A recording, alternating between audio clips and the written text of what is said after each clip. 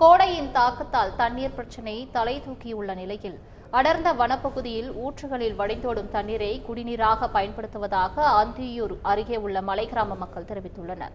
கோடையின் தாக்கம் தொடங்கியுள்ள நிலையில் ஈரோடு மாவட்டத்தின் பல்வேறு பகுதிகளிலும் குடிநீர் தட்டுப்பாடு நிலவி வருகிறது.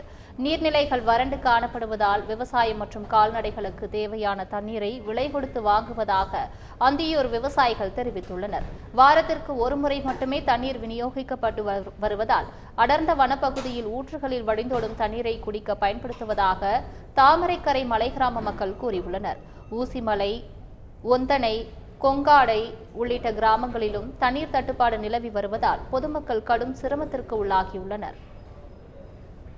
வாசித்து வரக்கூடி இந்த ஒரு 2000 குடும்பம் இருக்குதுங்க. தண்ணி வசதி இல்லை.